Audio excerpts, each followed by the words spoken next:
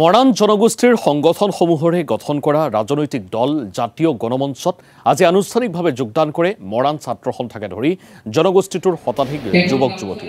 দলটোত সদৌ মৰাণ ছাত্ৰ সন্থাৰ প্ৰাক্তন কেন্দ্ৰীয় উপসভাপতি মৃদুল দহোটীয়াকে ধৰি ছাত্ৰ নেতা পিংকু মৰাণ, লক্ষী মৰাণকে ধৰি শতাধিক যুৱক যুৱতীয়ে যোগদান কৰে।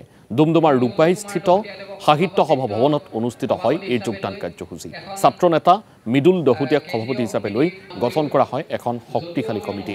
উল্লেখযোগ্য যে মৰাণ স্বায়ত্তশাসিত পৰিষদৰ নিৰ্বাচনত এই জাতীয় গণমঞ্চ দলো অৱতীৰ্ণ হ'ব।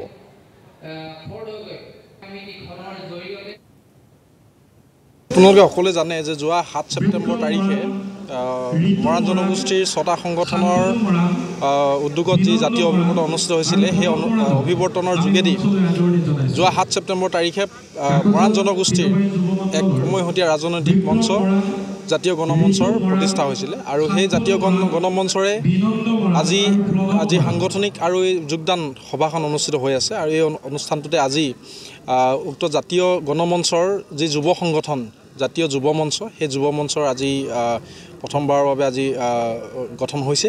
আৰু সেই সমিতিখনৰে সেই কেন্দ্ৰীয় সমিতিখনৰে অভাজনক সভাপতি হিচাপে যি দায়িত্ব ন্যস্ত কৰিছে আমাৰ জাতীয় গণমঞ্চৰ সন্মানীয় বিষয়ববীয়াসকলে, তাৰ বাবে আমি ধন্যবাদ আৰু কৃতজ্ঞতা জনাইছোঁ।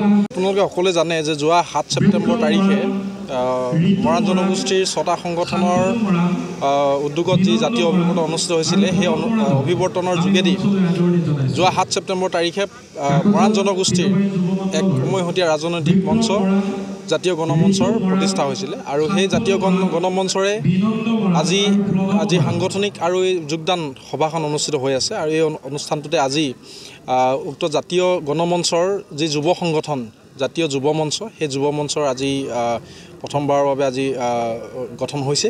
আৰু সেই সমিতিখনৰে সেই কেন্দ্ৰীয় সমিতিখনৰে অভাজনক সভাপতি হিচাপে যি দায়িত্ব ন্যস্ত কৰিছে আমাৰ জাতীয় গণমঞ্চৰ সন্মানীয় বিষয়ববীয়াসকলে, তাৰ বাবে আমি ধন্যবাদ আৰু কৃতজ্ঞতা জনাইছোঁ।